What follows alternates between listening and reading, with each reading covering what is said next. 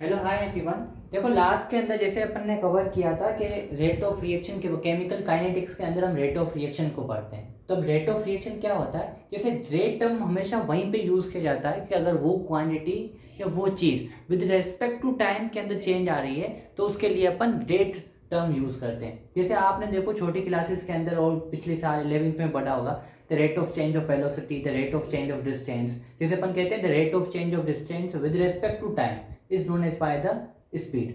तो अभी स्पीड को कैसे डिफाइन करते हैं कि आपके डिस्टेंस के अंदर कितनी चेंजिंग आ रही है टाइम के रेस्पेक्ट में, तो इस क्वांटिटी को अपन क्या कहते हैं, स्पीड कहते हैं। तो सेम तरीके से यहाँ पर रिएक्शन के अंदर अपन काइनेटिक्स के अंदर भी अपन ये पढ़ते हैं कि जो रिएक्शन की मूवमेंट होती है फ्रॉम रिएक्टेंट टू प्रोडक्ट के अंदर, तो विद रिस्पेक्ट टू टाइम के हिसाब से वो मूव करती है। अब वो टाइम के हिसाब से उनके रिएक्टेंट या प्रोडक्ट की कंसंट्रेशन के अंदर कितनी चेंजिंग आती है उसे अपन क्या कहते हैं, रेट ऑफ रिएक्शन कहते हैं। तो जनरली सिंपली अपन ने रेट ऑफ रिएक्शन के अंदर क्या लिखा है, change in concentration of reactant और product with respect to time.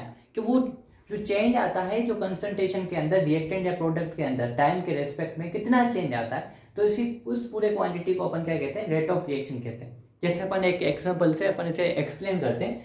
जैसे सपोज कीजिए कुछ रिएक्टेंट था जो किसमें चेंज हो गया, प्रोडक्ट के अंदर चेंज हो गया। अब यहाँ पे देखो रिएक्टेंट किसे कहते हैं, रिएक्शन को स्टार्ट करने के लिए जो इनिशियल टाइम के अंदर जो अपन सब्सटेंस उठाते हैं, जिनको अपन जनरली एरो के लेफ्ट हैंड साइड लिखते हैं, उन्हें अपन रिएक्टेंट कहते हैं। और वो रिएक्टेंट एक दूसरे के साथ रिएक्ट कर एक न्यू सब्सटेंस फॉर्म करते हैं, उसे अपन क्या कहते हैं, प्रोडक्ट कहते हैं, जो जनरली राइट हैंड साइड लिखा जाता है। जैसे सपोज कीजिए अपन क्या करते हैं, अपन वाटर लेते हैं, 2 gram of hydrogen react with 1 gram of oxygen to form the 2 gram of water molecules. अब यहाँ पे देखो हमने इनिशियल रिएक्शन को स्टार्ट करवाने के लिए हाइड्रोजन गैस और ऑक्सीजन गैस ली और ये दोनों कंबाइन होकर क्या बनाए, इन्होंने वाटर बनाया। तो यहाँ पर जो चीजें अपन रिएक्शन को स्टार्ट करने से पहले उठाते हैं उन चीजों को अपन क्या कहते हैं, रिएक्टेंट कहते हैं। और ये reactant generally left hand side लिखा जाता है एरो के। और जो इन रिएक्टेंट की कॉम्बिनेशन की वजह से जो न्यू सब्सटेंस फॉर्म होता है उसे अपन क्या कहते हैं, प्रोडक्ट कहते हैं, जो राइट हैंड साइड लिखा जाता है। ये जनरल नॉलेज है, ये जो आपको पता होगी। इन द केस नहीं पता हो तो इसी वजह से मैं क्या कर रहा हूँ, रिपीट कर रहा हूँ। और जो हमारी जो एरो होती है, एरो क्या बताती है, एरो बताती है द डायरेक्शन ऑफ रिएक्शन, कि रिएक्शन किस डायरेक्शन के अंदर चल रही है, तो ये अपन को बताती है। अब अपन की रिएक्टेंट की कंसंट्रेशन के अंदर विद रेस्पेक्ट टू टाइम में क्या होता है, चेंजिंग आता है और फिर वो प्रोडक्ट के अंदर चेंज हो जाता है। तो विद रेस्पेक्ट टू टाइम के अंदर अपन की रिएक्टेंट की कंसंट्रेशन में कितनी चेंजिंग आ रही है, या विद रेस्पेक्ट टू टाइम हमारे प्रोडक्ट की कंसंट्रेशन में कितनी चेंजिंग आ रही है, तो उस प्रोसीजर को अपन क्या कहते हैं, रेट ऑफ रिएक्शन कहते हैं। जैसे अपन सपोज करते हैं कि इनिशियल टाइम के अंदर इन दोनों की ये दोनों कितने प्रेजेंट थे। जैसे अपन सपोज के लिए अपन कर लेते हैं कि 4 ग्राम अपने हाइड्रोजन उठाए थे और बेसिकली 32 ग्राम क्या उठाए थे, 32 ग्राम अपन ने ऑक्सीजन उठाया था। तो दोनों को कंबाइन करते हैं, टोटल कितना आंसर आता है, 36 ग्राम उठाया। तो रिएक्शन स्टार्ट करवाने से पहले हमने रिएक्टेंट की कंसंट्रेशन कितनी उठाई थी, 36 ग्राम उठाई थी। अब जैसे ही रिएक्शन स्टार्ट करते हैं तो उस टाइम तो अपन के पास सिर्फ और सिर्फ क्या होते हैं, रिएक्टेंट होते हैं, प्रोडक्ट तो होता ही नहीं है। तो अब देखो उसी वजह से अपन ने क्या लिखा, तो अगर अपन ग्राफ बनाते हैं कंसंट्रेशन और टाइम के बीच में, तो सबसे पहले जैसे ही अपन रिएक्शन को स्टार्ट करवाते हैं उस टाइम सिर्फ हमारे पास रिएक्टेंट होता है और रिएक्टेंट अपनी मैक्सिमम कंसंट्रेशन होता है। इस वजह से अपन ने कहा कि ग्राफ को यहाँ से स्टार्ट करते हैं। अब जैसे ही दोनों एक दूसरे के साथ रिएक्ट करते हैं तो ये दोनों क्या बनाएंगे, ये दोनों एक दूसरे के साथ रिएक्ट कर एक प्रोडक्ट बनाएंगे। जैसे ये प्रोडक्ट बनाना स्टार्ट करेंगे तो उस कंडीशन में देखो क्या होगा, उस कंडीशन के अंदर धीरे धीरे अपन की रिएक्टेंट की कंसंट्रेशन कम होती जाएगी और प्रोडक्ट की कंसंट्रेशन क्या होती जाएगी, ज़्यादा होती जाएगी। तो अभी हमारे को ऐसा लगेगा रिएक्टेंट किस में चेंज हो रहा है, प्रोडक्ट में चेंज हो रहा है और कंसंट्रेशन में चेंजिंग आ रही है। तो फिर देखो धीरे धीरे क्या होगा, रिएक्टेंट की कंसंट्रेशन चेंज होगी, ऑफ कोर्स चेंज होगी। क्यों, क्योंकि अपन के हाइड्रोजन ऑक्सीजन के साथ रिएक्ट कर क्या बनाएगा, वाटर बनाएगा। तो हाइड्रोजन की कंसंट्रेशन कम हो गई, ऑक्सीजन की कंसंट्रेशन कम हो गई, या सिंपली बोले तो रिएक्टेंट की कंसंट्रेशन कम हो गई।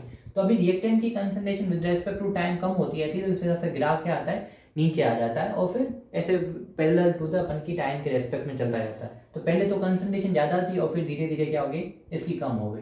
अगर उसी टाइम पर अगर अपन देखते हैं प्रोडक्ट के बारे में अपन बात करें, तो पहले प्रोडक्ट की कंसंट्रेशन क्या होती है, जैसे अपन किसी रिएक्शन को स्टार्ट करवाते हैं तो प्रोडक्ट की कोई कंसंट्रेशन नहीं होती। तो इस वजह से अपन का प्रोडक्ट की अमाउंट क्या लिखिए, 0 लिखिए। अब यहाँ से 0 से स्टार्ट होगा, धीरे धीरे क्या होगा, प्रोडक्ट की अमाउंट इंक्रीज होती जाएगी और फिर मैक्सिमम पहुंचकर फिर स्टेशनरी हो जाएगी। तो इस वजह से अपन देखो यहाँ पे दो चीज़ें आपको नोट करनी है कि टाइम के रेस्पेक्ट में अपन की रिएक्टेंट की कंसंट्रेशन कम होती जाती है और टाइम के रेस्पेक्ट में प्रोडक्ट की कंसंट्रेशन क्या होती जाती है, ज़्यादा होती जाती है। क्यों?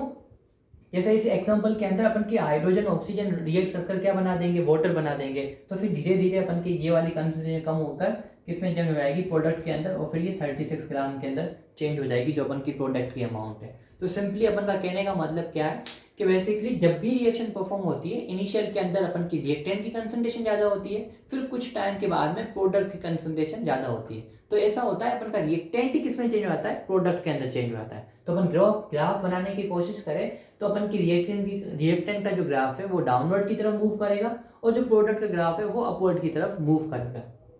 तो अब देखो यहाँ पर एक चीज अपन को समझनी होगी कि कंसंट्रेशन के अंदर कितनी चेंजिंग आ रही है विद रेस्पेक्ट टू टाइम, फिर चाहे वो कंसंट्रेशन अपनी रिएक्टेंट की हो, चाहे वो कंसंट्रेशन अपनी प्रोडक्ट की हो। तो कंसंट्रेशन के अंदर कितनी चेंजिंग आ रही है विद रेस्पेक्ट टू टाइम, यही अपन को क्या बताता है, यही जनरली अपन को रेट ऑफ रिएक्शन के बारे में बताता है, या इसी फिनोमेना को अपन क्या कहते हैं, रेट ऑफ रिएक्शन कहते हैं। तो इस वजह से अपन ने क्या लिखा, डेल्टा सी। डेल्टा का मतलब क्या है, change in the amount of concentration of reactant और आइदर प्रोडक्ट, और डेल्टा टी मतलब कितना टाइम लिया उस कंसंट्रेशन को या उस चेंजिंग को परफॉर्म होने के लिए। तो अपन ने डेल्टा सी और डेल्टा टी लिखा है। डेल्टा सी जनरली रिप्रेजेंट कर रहा है चेंज इन द कंसंट्रेशन, वो कंसंट्रेशन प्रोडक्ट की भी हो सकती है या रिएक्टेंट की भी हो सकती है। और डेल्टा टी क्या रिप्रेजेंट कर रहा है, डेल्टा टी रिप्रेजेंट कर रहा है कि उस कंसंट्रेशन को चेंज होने में कितना टाइम लगा। अब देखो यहाँ पर बेसिकली अपन की रेट ऑफ रिएक्शन है, ये एक पॉजिटिव क्वांटिटी है। ये मैथमेटिकल टर्म के अंदर अपन इसे नेगेटिव या नेगेटिव टर्म से रिप्रेजेंट नहीं करते, ये हमेशा पॉजिटिव क्वांटिटी। तो इस वजह से मैंने यहाँ पे जो स्टार दिया है, it is always a positive quantity. उसके बाद में भी अगर ये पॉजिटिव क्वांटिटी तो फिर अपन ने प्लस माइनस क्यों यूज किया है। तो बेसिकली प्लस माइनस इसके मैथमेटिकल टर्म्स के साथ कनेक्टेड नहीं है। प्लस माइनस एक साइन है जो अपन को ये इंडिकेट करता है, प्लस माइनस जनरली अपन को प्रोडक्ट या रिएक्टेंट की कंसंट्रेशन के बारे में बताता है, या हमारे को ये बताता है कि ये रेट ऑफ रिएक्शन आपने फाइंड किया, क्या ये आपने रिएक्टेंट के बारे में फाइंड किया या प्रोडक्ट के बारे में फाइंड किया।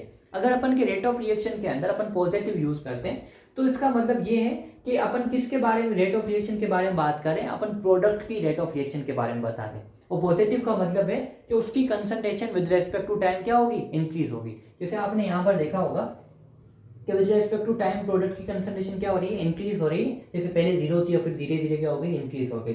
तो इस वजह से अपन क्या यूज करते हैं कि अगर रेट ऑफ रिएक्शन के अंदर पॉजिटिव लिखा हो तो उसका मतलब कि ये पॉजिटिव साइन इंडिकेट कर रही है प्रोडक्ट की कंसंट्रेशन को, और प्रोडक्ट की concentration with respect to time increase होती है, इस वजह से अपन पॉजिटिव टर्म यूज करते हैं। और वहीं पर अगर अपन रिएक्टेंट की बात करें तो with respect to time reactant की कंसंट्रेशन क्या हो जाती है, डिक्रीज हो जाती है। इस वजह से अपन क्या यूज करते हैं, नेगेटिव साइन यूज करते हैं। तो नेगेटिव साइन जनरली क्या इंडिकेट करता है, नेगेटिव साइन जनरली अपन को ये इंडिकेट करता है कि with respect to time reactant की कंसंट्रेशन क्या हो जाएगी, कम हो जाएगी। तो इस वजह से अपन रेट ऑफ रिएक्शन के आगे नेगेटिव साइन यूज करते हैं। तो ये नेगेटिव और पॉजिटिव एक मैथमेटिकल ऑपरेशन नहीं है हमारे रेट ऑफ रिएक्शन के अंदर।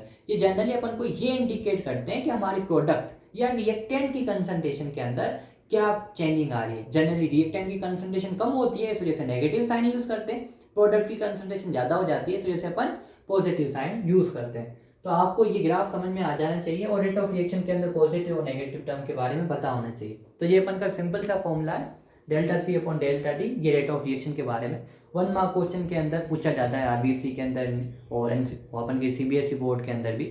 तो ये लर्न कर लेना। इन द केस कुछ भी अगर आपको कंफ्यूजन है तो आप कमेंट के अंदर मुझे बता सकते हो। Goodbye for now, we will continue our class into the next chapter.